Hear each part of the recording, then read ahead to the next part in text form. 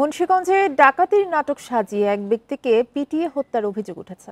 ২৭ বছর আগে ভাই হত্যার প্রতিশোধ নিতে বাসা থেকে ডেকে নিয়ে হত্যা করা হয় বলে অভিযোগ পরিবারের। পুলিশ বলছে অস্ত্রসহ ডাকাত আটকের খবরে ঘটনাস্থলে গিয়ে মরদেহ পায় তারা। মসজিদের মাইকে ঘোষণা দিয়ে লোকজন জড়ো করে গণপিটুনি দেওয়া হয় ওই ব্যক্তিকে। বান্ডেল থাকলে প্রতি সেনমানিতে টাকা বাঁচবে। বিকাশ সেনমানি বান্ডেল কিনে জিতুন প্রতি লেনদেনে।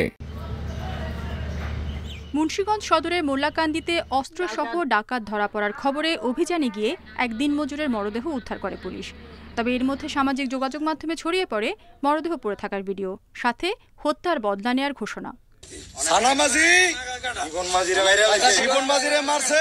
নিহত সানা মাঝির স্বজন ও এলাকাবাসী জানান, ২৭ বছর আগে বাবু মাঝির ভাই শিপন মাঝিকে হত্যার জের ধরে শুরু হয় বিরোধ। মুন্সিগঞ্জ ৩ আসনের সাবেক সংসদ সদস্য মৃণাল কান্তি দাসের অনুসারে সানা মাঝি ৫ আগস্টের পর পরিবারসহ আশ্রয় নেন শ্বশুরবাড়িতে। বৃহস্পতিবার বিকেলে স্বাধীন নামের এক ব্যক্তি ডেকে নিয়ে যায় সানা মাঝিকে। এরপর থেকেই বাড়ি ফেরেননি তিনি। ২টা থেকে ২:৩০ থেকে নেওয়া হয়, পরে শাস্তি দিচ্ছে। শাস্তার পর মারার পরে ৯টার থেকে তারকাশতলা মধ্যমাকাতে তারকাশতলা নিয়ে ওরা হারায় একটা ভাঙা অস্ত্র দিয়ে উঠে রাখছে। পা ভাঙা লাগছে, কুবায় কাবায় খেয়েছে, তারপর ফেসবুকে ছাইড়া দিছে বাবু মাঝি। পুলিশ জানায় মসজিদে মাইকে ডাকাত আসার ঘোষণা দিয়ে লোকজন জড়ো করে বাবু মাঝি।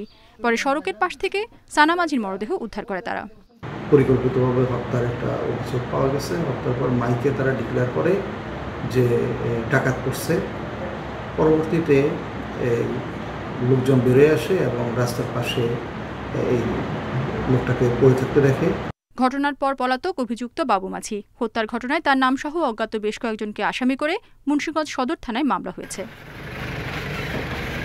Independent news.